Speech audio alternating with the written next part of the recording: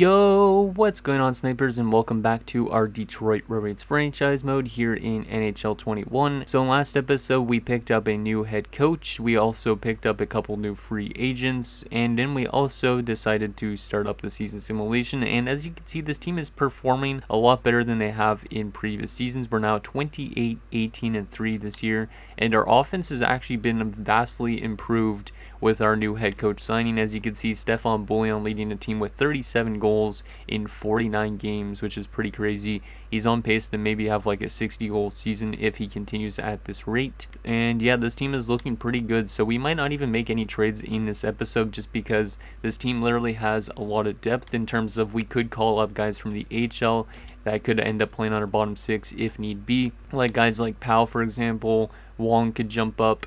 And then some other guys are going to get some development and be in the NHL probably in the next few seasons, like Hobbs, for example, and also guys like Garrison. So yeah, this team is pretty stacked, and I don't think there's any need to make any trades, but we do have a few comments I'd like to go over before we actually start up with simulating a little bit more. So the first one is actually from the previous episode. It's from Troy Mitchell. He says, maybe at the deadline, if the offense ain't good, trading away Svechnikov would be ideal. You could play a young guy and bank some draft cap and or trading away Wall. He has been pretty bad in the playoffs, and I think you should make a big splash in free agency, like signing one of the top 10 guys to help the team get over the playoff hump, which I kind of agree with. At some rate, we're going to have to trade away one of those big guys because this team is very heavy in terms of the cap. Like Guerin, for example, he might be one of these guys, even if we win the Stanley Cup this year, he's going to be maybe one of these guys that end up getting traded at the draft because we need to free up a little bit of cap space. Because, for example, guys like, guys like Coley Minen are going to be wanting a lot of money because Coley Minen's been insane this year. He's going to want a lot of money if we were to give him like a max year deal. So, yeah, we're going to have to probably free up some cap space somehow. And I just don't know exactly how we're going to do that. And then we do have one more comment to go over, and it's literally only was posted 28 minutes ago because I'm recording this literally right after the comments because I like to kind of get these done as fast as possible for some reason.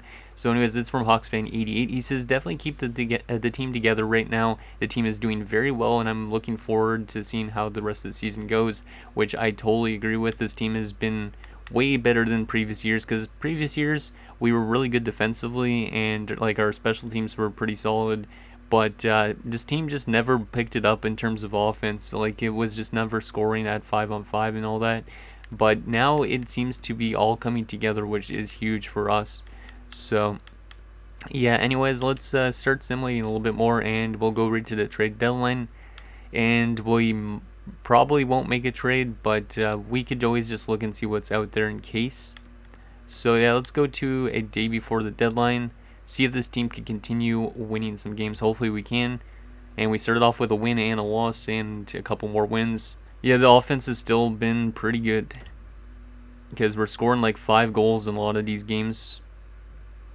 I think this team might have a chance at winning the President's Trophy if a team falls off. And Lacerte has been injured. That's not good, but it's not too long term, so I'll be okay with that. We lose to New Jersey. Game against Toronto is a shootout loss. And now we're 35, 22, and 4. Wow, okay, never mind. We're not going to win a President's Trophy. The Sabres have 48 wins already this season. They have 100 points. They're literally 23 points above the Tampa Bay Lightning, and they've already clinched a playoff spot. Jeez. And Bouillon's up to 41 goals now, so he's probably not going to hit 60.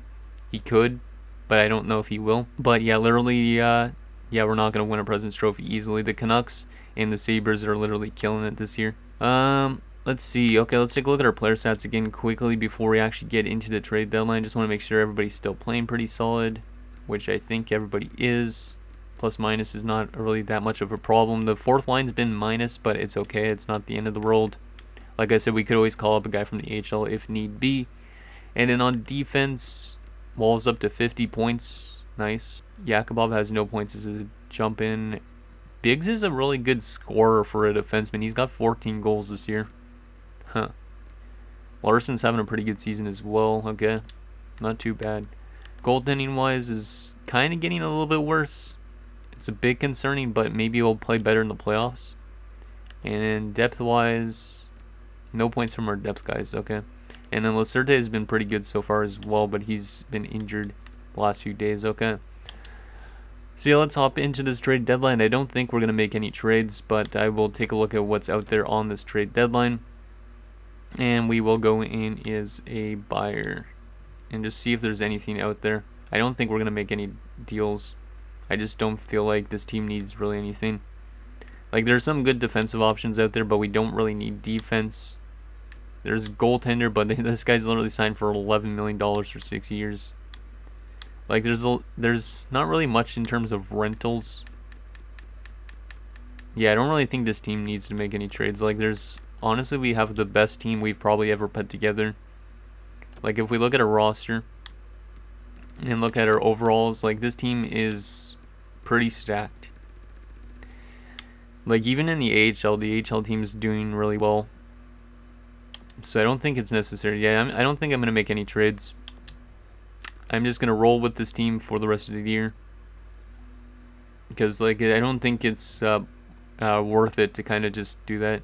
So there was a big trade. So Line and Heinola go to Dallas for a first, Kalinin and Huey G's. So Winnipeg going into rebuild, and Dallas looking to win a Stanley Cup this year, looks like. Okay, so let's continue with the season and get the rest of the season simulated. This might be a shorter episode just because literally I didn't make a single trade, but never know. Let's go to the 21st, might as well. And okay, Minnesota fires their coach. We win in a couple games and lose in a couple. I'm glad that we're not playing super well, because if we win the President's Trophy, there's a good chance we're not going to win the Stanley Cup this year. But if we're a team that literally makes it in the playoffs with like not a 500 record, but like not an okay record, or well, an okay record, but like a half. I don't know what I'm trying to say. But anyways, not a good record would be okay. Lacerte has been injured again with an injured stomach. We scored 10 goals against the Sharks. My God. Also, we beat Buffalo, which is a very big accomplishment, because Buffalo's been doing really well this season. We actually shut them out, which is kind of surprising. Oh my God, Savonen's been injured. Damn, a lot of injuries near the end of the season. We're on a 3-game losing streak. This team actually might go far in the playoffs because we're having kind of an underwhelming season simulation, I would say. Like, if we were in the other divisions, we'd be kind of like battling for a playoff spot at this stage to an extent. And Bouillon's up to 51 goals in 73 games. Will he hit 60 goals this season? I'm glad I gave him an extension in the last episode as well, because he's going to want a lot of money if he was not signed. There's another shutout. There's a win. There's a win. Nicely done. Yeah, we're a playoff team. We're clinched a playoff spot already. Oh, I'm really excited to see how this team does. Please don't let me down and get eliminated in the first round, because that would be very concerning. Savonen's already back. Good. There's another shutout win. Geez, we're playing some really good defensive hockey as of late, too. Last 4 games of the regular season, there is a shootout win, a loss, and an 11-1 win over Toronto. My God. I know they're a bad team, but you don't need to kill them that much. Win by 10 goals. Jeez. But a really good season from this Detroit team. We finished 47, 31, and 4 for 98 points. Nice. And 55 goals from Bouillon and 100 points. We have not had a 100-point player in quite a long time, I think, because I don't think Svechnikov's ever hit 100 points with us. So let's take a look. Let me just check to make sure the season's actually done for all the other teams. Yep, okay, it is. Let's take a look at the standings and stuff first before we actually get into the player stats. So, in terms of the entire NHL, we finished 12th best in the NHL with 98 points, because I think there was one division I just saw that was really stacked in terms of points. In terms of offense, goals for per game, we scored 3.68, which was 6th best in the NHL. So pretty good season for the offense by comparison to past years, easily. Goals against per game, we were the 3rd best defensive team in the NHL behind the Buffalo Sabres and the Calgary Flames. Power play percentage wise, we were the 3rd best power play team with 26.6% on the power play. That's awesome. And in penalty kill percentage was the best in the league at 85.1. This team was really awesome. Hopefully they could play good in the playoffs now, because that's literally where, like, we play okay during the regular season and past seasons, but we just, playoff wise, the team just does not get over the hump. Like, I don't think we've ever been to the conference finals in this, if I'm not mistaken. Let's take a look at our player stats now, because I'm really excited to see how everybody did. Center-wise, Koleinen had 83 points in 82 games in his second season. Kolemanen's going to get a huge contract this offseason, which means I think Garon is going to probably be on his way out at the trade deadline, because Koleinen is the man. Yeah, Kolemanen's looking really good. Like, only averaging 16.52 on ice, and he had 83 points. And he's only an 83 still, which is kind of crazy. That's awesome. Okay, Matthews, 79 points. That's a new career best from him. 303 points in his career. He's also a really good playmaker. It's awesome. Okay. Buckley, 29 points. Buckley's one of these guys is probably going to be let go of in the offseason. But it's more just because we have a lot of the young guys that could jump up. Like, his point production is not really there. I don't think he was on the power play this season. So, Perrin, 17 points. That's actually pretty good from a fourth liner. He's been averaging right around the exact same amount of points every year, but he was a -7, which is a little bit concerning.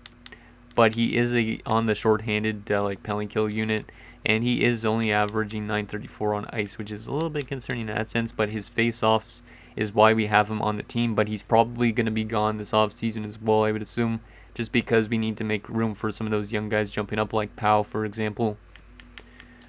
And in terms of left wingers, DeKaiser, 69 points. He went up to 31 goals, so his offense was not, I wouldn't say fantastic, but his goal scoring has been getting better. Shooting 14%, so not as good as last year, but still. Okay. Garon, 61 points. That's pretty solid, actually, from Garon. That's his best season in quite a long time, actually, since the 2026-27 season. So, yeah, I think he's probably gone still, even though he had 27 power play points. So I guess his playmaking really helped out whatever unit he was on. Petrovic had 30 points this year, which is also actually pretty solid, considering he was only on the fourth line, I think, and he was getting some power play time, but still only averaging under 10 minutes on the ice. That's his best season with us since 27-28. And then Tucker, 23 points. That's a pretty good rookie season, but a couple of guys that are all minus, but it's okay. It's not the end of the world. Bouillon had 100 points. He was the only one on our team to crack 100 points. Yeah, this guy's the real deal. Almost shooting 300 shots. He had 19 power play goals and 26 points. Jeez. I wonder if he won the Richard. Probably not. I feel like there's a couple 60 goal scorers. Who knows, though. Svechnikov, 92 points. That's his best season with us, I think, as well. Yeah, that's his best season with us as well. It's good. Dingman, 77 points, and he had 39 goals. Jeez. Yeah, that's his best season as well. It's great to see. Xavier Jenner, 15 points, and an Ouellet played only one game. Defensively, Wall had 61 points. Hopefully he could play good in the playoffs, because this is his best season by far as well. Biggs had 29 points. He had 15 goals this year. Not his best season in the NHL, but he's been still playing pretty solid. 202 points in 564 career games. Larson, 24 points and a +24. Larson's not been as good offensively as I thought he was going to be, because he was really good in the AHL, but he's been a pretty solid top 6 defenseman playing alongside Savonin. Lacerte, 15 points in 74 games before getting injured a couple times. Stewart, 14 points in 79 games, and Savonin, 11 points in 75 games. Damn, Stewart a +26 this year. His contract is also up in the offseason, so I don't know if he gets replaced. And then goaltending wise, Curtis was pretty solid, and Nguyen was also right around the exact same. So yeah, that's pretty good. Any goalie goals this year or no? Nope. Some assists though. We got 5 assists from our goaltenders. That's good. Let's take a look at the entire NHL. So the best player for points was Damon Peet with 120 points this year. Jeez. This guy's the franchise player though. 98 overall. Olsen up there with 114. Rasmus Dahlin had 108. Okay, he's going to win the... and he was a +70. What the heck? Okay, I got to take a look at Buffalo's roster after this, because Buffalo is nuts. Jeez. I haven't seen really much defensemen put up over 100 points. And then there'll be a +70. Like, my God, that team must be really stacked. Let's actually just go by forwards, and then we'll go by goals. The most goals this season was a Buffalo Sabre. It was Yanni Kukkonen with 67 goals as a 21-year-old. Jeez, okay. Yeah, Buffalo is nuts this year. But Bouillon finished 4th in goals, which is pretty awesome. And then we'll take a look at defensive points, just because we want to take a look at this. Liljegren and Brandstrom right behind Dahlin. Well, actually not right behind him, way far behind him, but still. Wall was all the way up here, so Wall was a top 10 defender this year, which is pretty awesome. Best goaltender this season was Zharkov and Puka and Samsonov. Interesting, all with 44 wins. Tarasov and Jalen Ritchie had 41 as well. Most shutouts by a goaltender this year was Blackwood and Rabbit with 6. Best save percentage by a starter was... Igor was a backup, it looks like, this season. But he was really good as a backup for Buffalo. But the guy that's probably going to win the Vezina is probably going to be Denisov. Or actually might be somebody like Zharkov. And in goals against... the best goals against was Zharkov. Yeah, so Zharkov might win the Vezina of the season for Dallas. Any goalie goals this season? Nope. Most assists by a goaltender was Shesterkin. Not a surprise because that team was really good.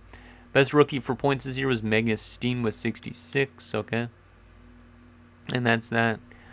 Okay, so who are we going to be going up against in the first round of the playoffs?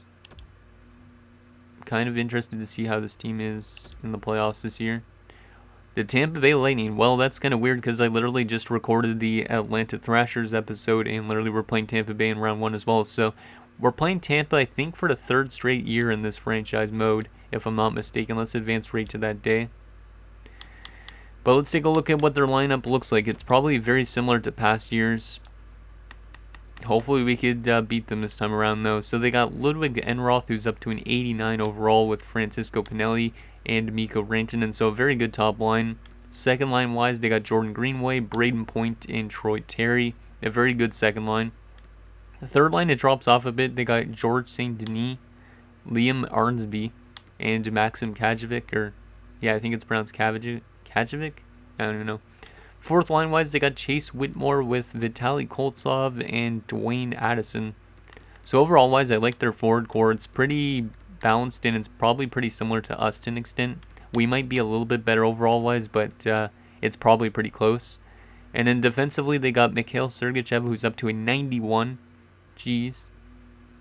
He's probably got a lot of points. Yeah, 60 points this year. They also got Vince Dunn. Top 4-wise, they got Tony DeAngelo, the guy who we don't name, Lou Hayter, interesting, and Todd Reese and Jesper Halvardson. Okay. Who's only a 75. So yeah, their defense is not great, which means we might be able to score a lot of goals on them. And in goaltending-wise, they got Caden Primo and Thatcher Demko. So Demko's dropping off a lot because he was their starter when we played them in the playoffs the last 2 seasons. But in this sense, it looks like Caden Primo might be the starter.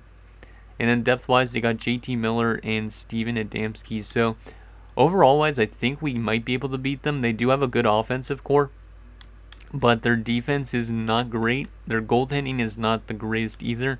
And then their depth is not very much there either. So I think we can beat them. Let's actually take a quick look at their overall comparison. So yeah, let's actually take a look at the standings before we actually take a look at the overall stats, just because I want to kind of see how we played against, how both of us played. So they had a bit more wins than us, 6 more wins than us on the season. In terms of offense, we scored more goals. We played better defensively. We had a worse power play by only 0.5%, and we had a better penalty kill. So we should be able to beat them as long as we could nullify their power play, it seems like. Let's take a look at the overalls just to see who has the better defense and all that based on EA's ratings. So in terms of this, we have 93, 89, 86. They have 90, 83, 80. So we beat them in every single thing, I think, is what it was saying, right? Yeah, we have better offense, defense, and goaltending than them. So hopefully this is our year to actually beat the Tampa Bay Lightning and get to that second round, because this team really needs to start winning in the postseason as well. So Anyways, guys, that's going to do it for this episode of our Detroit Red Wings franchise mode. So in next episode, we will take it to the first round of the playoffs against the Tampa Bay Lightning as we look to make some noise this playoff series. So let me know what you guys think down below, and I'll see you guys next time.